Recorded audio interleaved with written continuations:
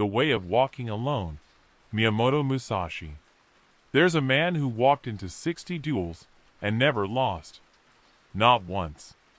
A man who killed his first opponent at 13 years old and spent the rest of his life perfecting the art of strategy, discipline, and complete self-mastery. He died alone in a cave, having given up everything the world calls success. Yet he left behind a legacy that still shapes how millions think about discipline, focus, and inner strength today. This is not a story about violence. This is a story about what happens when a human being commits everything to a single purpose. When distraction dies and clarity remains. When comfort is sacrificed and strength is born. This is the story of Miyamoto Musashi. And the lessons he left behind will change how you see struggle, discipline, and your own potential. Miyamoto Musashi was born in 1584 in Japan, during one of the most violent periods in the country's history. The land was fractured by war. Samurai clans fought for power. Survival meant strength, and weakness meant death. Musashi's childhood was brutal. His father was likely a samurai, possibly skilled in martial arts, but Musashi was raised largely without him. Some accounts say he was raised by an uncle, others by a priest. What's certain is this: Musashi grew up rough, angry, and hungry to prove himself. At 13 years old, he fought his first duel against a trained samurai named Arimakahei. Musashi won. He killed him. That victory set him on a path that would define the rest of his life. For the next 3 decades, Musashi wandered Japan as a ronin, a masterless samurai, challenging the best swordsmen in the country. He fought over 60 duels. Some with wooden swords. Some with steel. Some against single opponents. Some against multiple fighters at once. He never lost. But Musashi wasn't just a fighter. He was a thinker. A strategist. A man obsessed with understanding the principles beneath the surface. He studied painting, sculpture, poetry, calligraphy. He sought mastery not just in combat, but in life itself. In his final years, Musashi retreated to a cave called Ryagando. There, in isolation, he wrote his most famous work, the Book of 5 Rings, a text on strategy, combat, and the way of life. He completed it just weeks before his death in 1645 at the age of 61. He died alone. He owned almost nothing. But what he left behind was a manual for living with absolute clarity, discipline, and purpose. Now, let's talk about what he learned and how it applies to you. Lesson 1. Accept death, and you become free. Musashi understood something most people spend their entire lives avoiding. You are going to die. Not someday far away. Not in some abstract future. You will die. And once you accept that, fully and completely, fear loses its grip on you. In feudal Japan, samurai lived with death constantly. Every duel could be fatal. Every battle could be the last. Musashi didn't fear death because he had already accepted it. And that acceptance gave him a kind of freedom that most people never experience. When you accept that your time is limited, you stop wasting it. You stop living for approval. You stop making decisions based on comfort. You start asking the only question that matters. What is worth doing with the time I have? Pause. Reflect on this. How much of your life is spent avoiding discomfort? Delaying hard conversations? Putting off the work that matters because you're afraid of failure or judgment?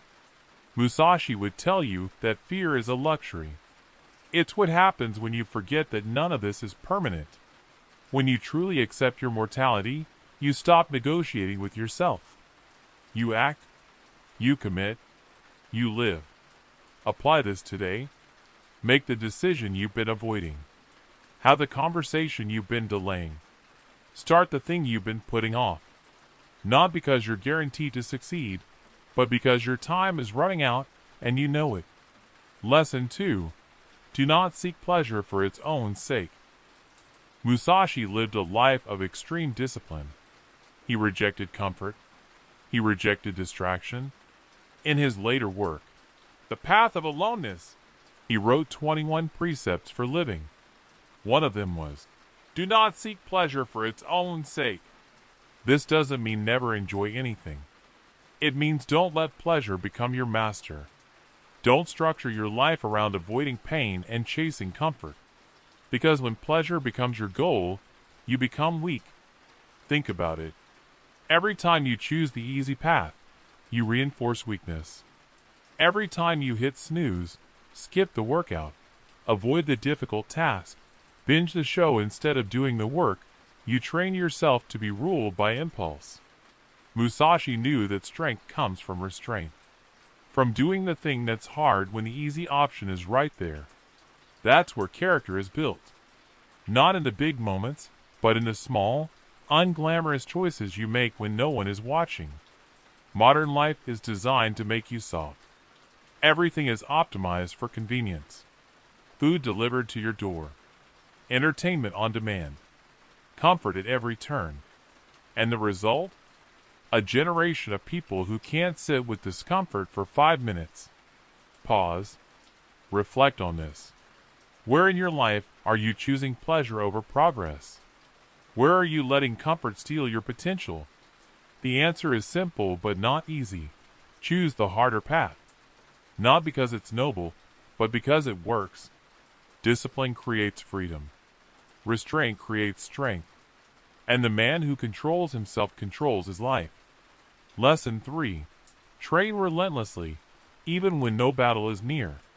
Musashi didn't train for duels. He trained constantly, whether a fight was coming or not, whether anyone was watching or not. He understood that mastery isn't built in moments of need. It's built in the years of quiet, invisible work that no one sees.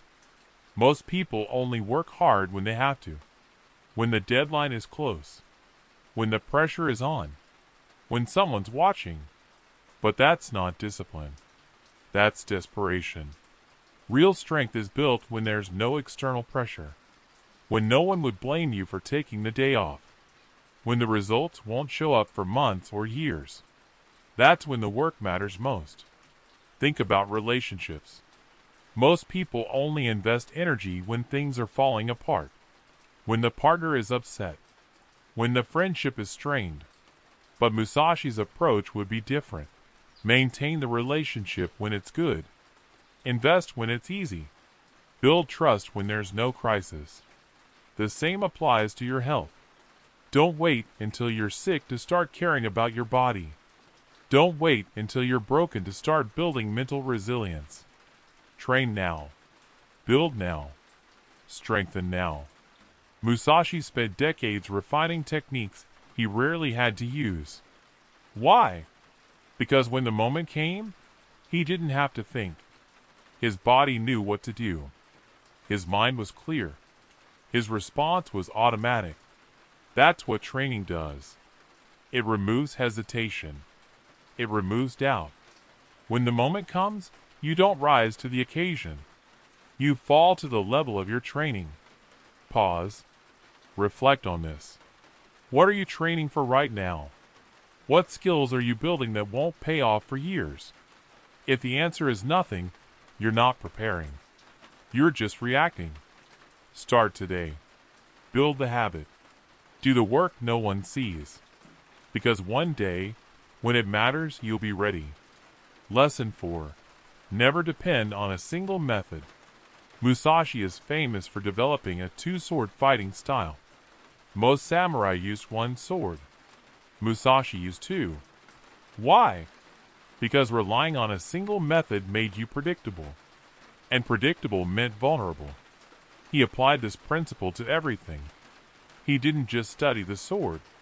He studied the spear, the bow, strategy, painting, writing. He believed that true mastery came from understanding multiple perspectives, multiple approaches, multiple tools. In your life, this means don't become one-dimensional. Don't build your entire identity, income, or sense of worth on a single thing. Because if that thing breaks, you break with it. Look at your career. If you lost your job tomorrow, what would you do? If your industry collapsed, could you adapt? If your one skill became obsolete, do you have others? Look at your relationships. If you built your entire emotional world around one person, what happens when they leave? If your only source of meaning is your role as a parent or a partner, what happens when that role changes? Musashi would tell you, diversify your strength. Build multiple skills. Develop multiple sources of value. Don't put all your identity in one basket. This doesn't mean be scattered. It means be adaptable.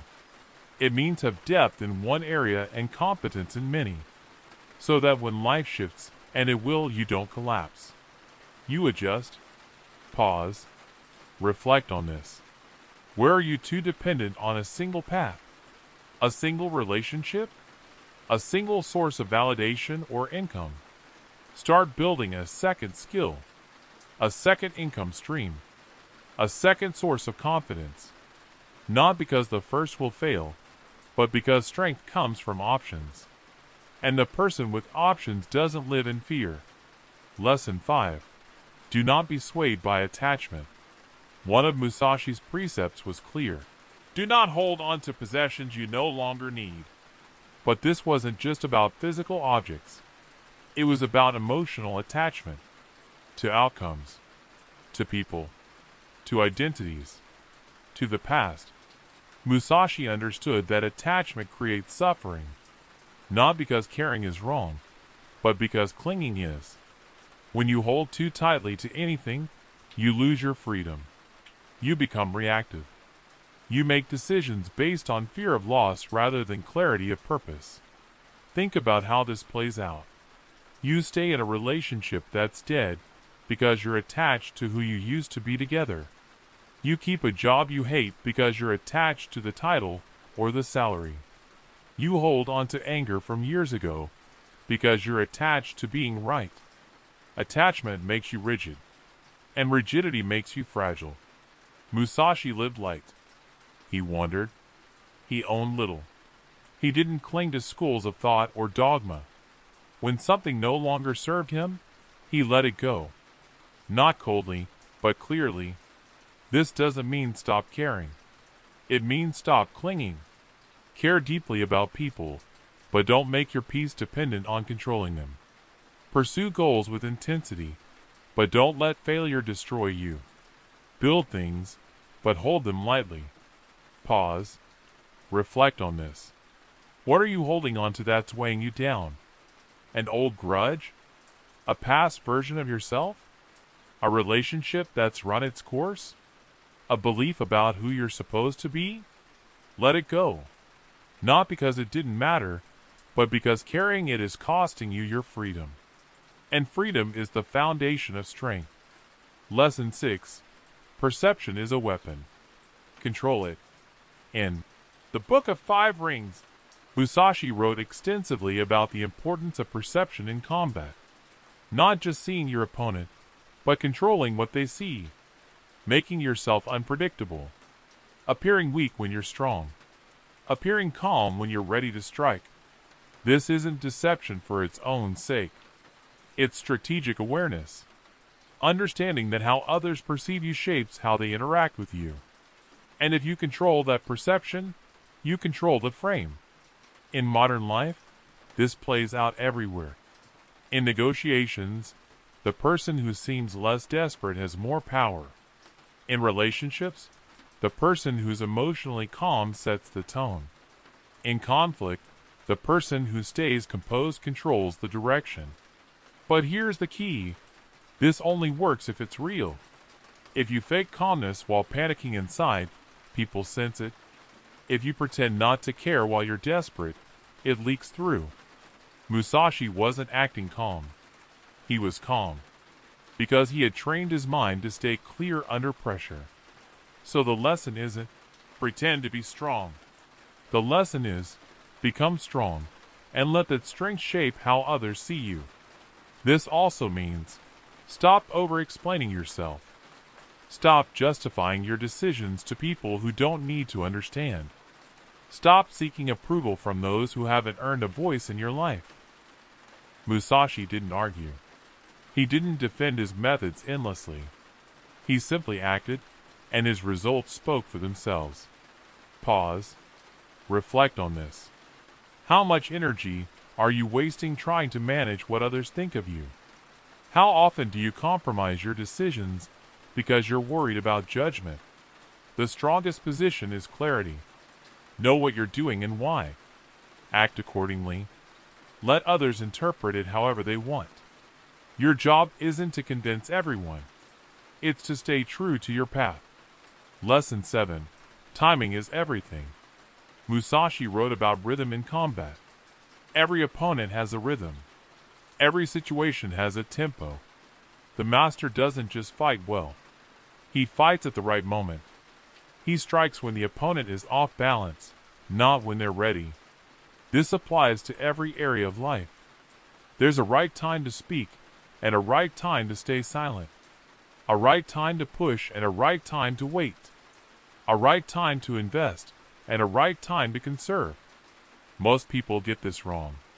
They act out of emotion, not timing. They push when they should pull. They speak when they should listen.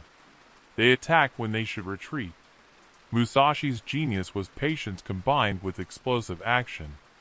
He would wait, observe, feel the rhythm, and then, when the moment was right, he would move with absolute commitment.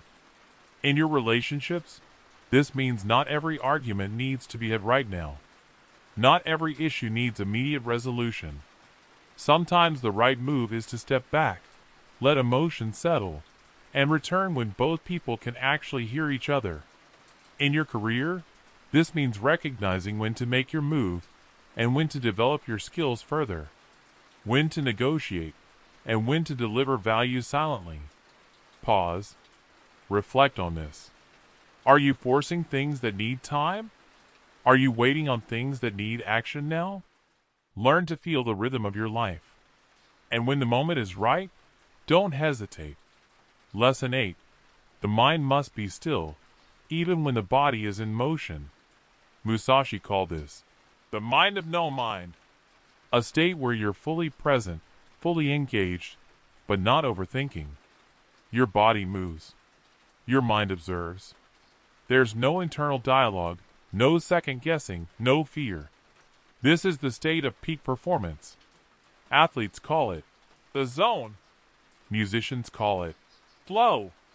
Musashi called it necessary for survival. When your mind is cluttered with thoughts, you're slow. You hesitate. You miss opportunities.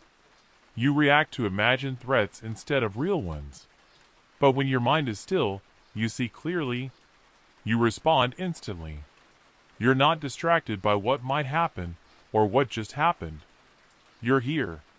Now. Fully.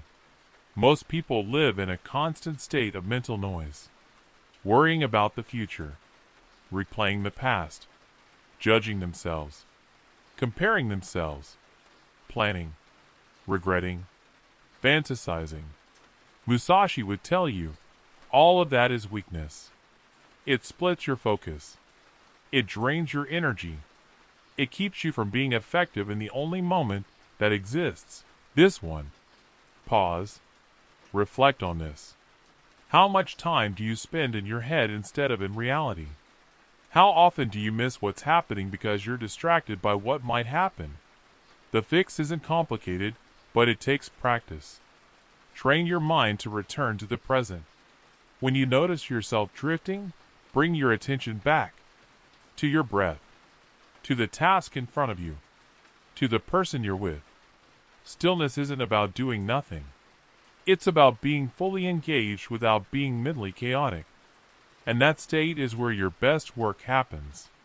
Lesson 9. Walk alone when necessary.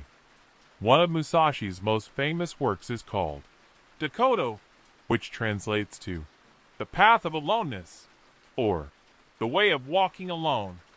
In it, he laid out 21 precepts for living with complete independence and self-reliance. This doesn't mean isolation. It means not needing external validation to know your path is right. It means being able to stand alone when everyone else tells you you're wrong. It means having the strength to walk away from groups, trends, and opinions that don't serve your growth. Most people can't do this. They need the crowd. They need approval. They need to feel like they're part of something because they don't trust themselves enough to stand apart. Musashi walked alone for decades. Not because he hated people, but because his path required it. He couldn't afford to be swayed by popular opinion or social pressure. His commitment was to mastery, and mastery doesn't happen in a crowd. In your life, this means be willing to be misunderstood. Be willing to make choices that others don't get. Be willing to pursue goals that seem strange or extreme to people who don't share your vision. Your friends might not understand why you're working while they're partying. Your family might not understand why you're walking away from a stable path to pursue something uncertain. Society might not understand why you're choosing discipline over comfort. And that's fine, because your life isn't theirs to live. Pause. Reflect on this. Where are you compromising because you're afraid of standing alone? Where are you following the crowd when you know it's not your path? The strongest people are willing to walk alone. Not because they don't value connection, but because they value their purpose more than they fear loneliness. Lesson 10. Strategy is not just for combat. It's for life. The Book of Five Rings isn't really about sword fighting. It's about strategy. About understanding principles that apply to everything. Musashi wrote it near the end of his life, and it's clear he's talking about much more than duels. He breaks strategy into 5 elements: ground, water, fire, wind, and void. Each represents a way of thinking, a way of adapting, a way of seeing. Ground is foundation. Know the basics. Master the fundamentals. Don't skip steps. Water is adaptability. Flow around obstacles. Change shape without losing substance. Fire is intensity. When you act, act completely. No half measures. Wind is awareness. Know your enemy. Know yourself. Know the environment. Void is the unknowable. Accept that some things can't be planned. Stay open. These aren't abstract ideas. They're practical tools for navigating life. In your career, ground means mastering your craft before chasing trends. Water means adapting when the market shifts. Fire means executing with full commitment when the opportunity is right.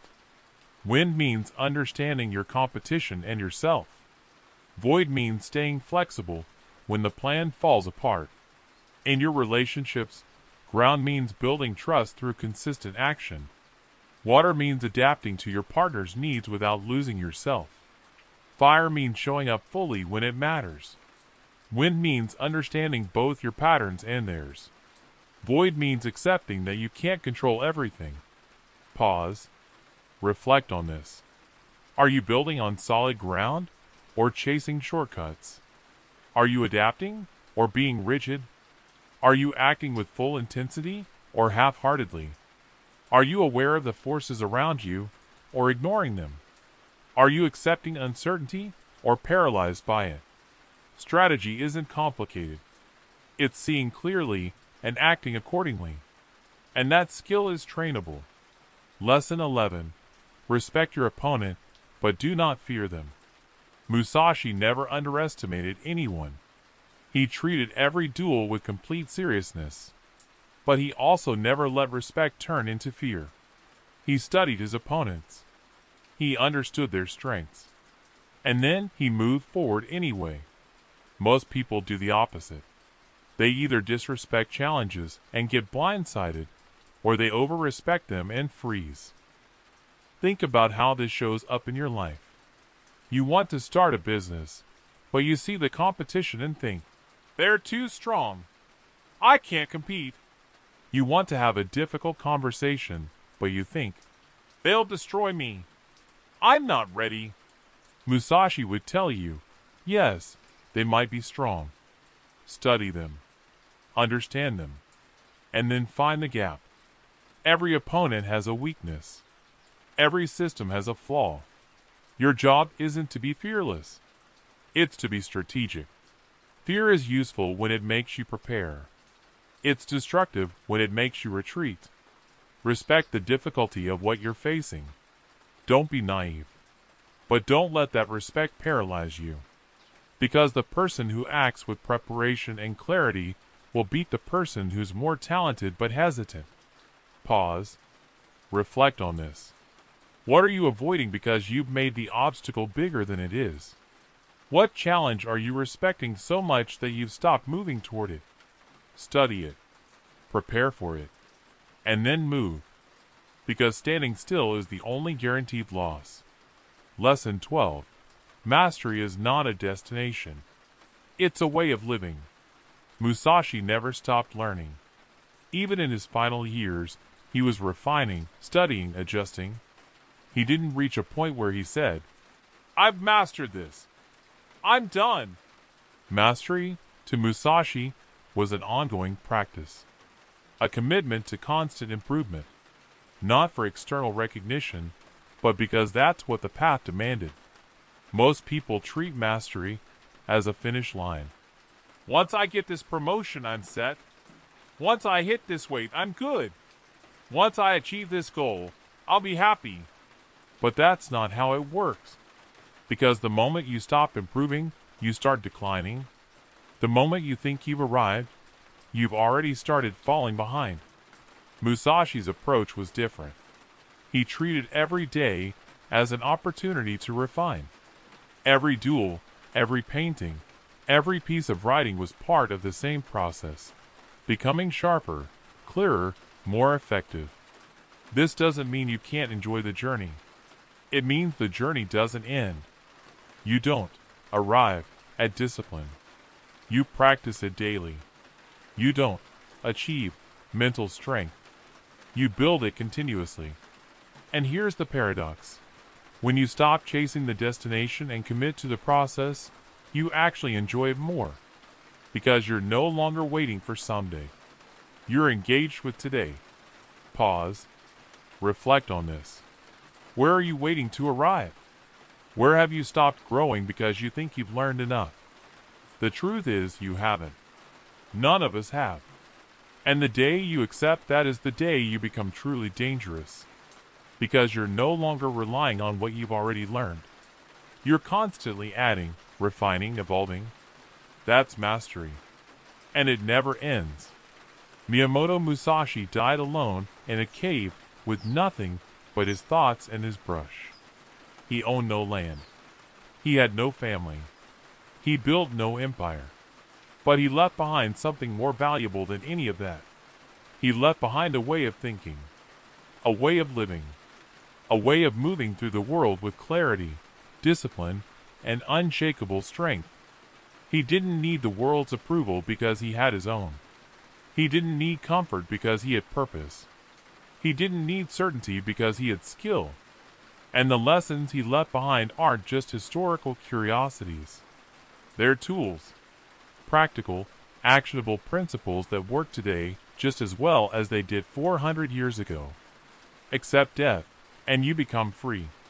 Reject empty pleasure, and you become strong. Train when no one's watching, and you'll be ready when it matters. Don't depend on a single method. Build versatility. Let go of what no longer serves you. Control perception by becoming what you want to appear. Master timing. Quiet your mind. Walk alone when necessary. Think strategically in everything. Respect the challenge, but don't fear it. Never stop refining. These aren't just Musashi's lessons. They're the lessons of anyone who's ever built something real. Anyone who's ever pushed past comfort. Anyone who's ever chosen the harder path because they knew it was the right one. You don't need to fight 60 duels. You don't need to retreat to a cave. But you do need to decide. Are you going to live with purpose or drift with convenience? Are you going to build discipline or surrender to distraction? Are you going to master yourself or be mastered by circumstances? Musashi made his choice. He walked his path until the very end. Now it's your turn. Walk yours.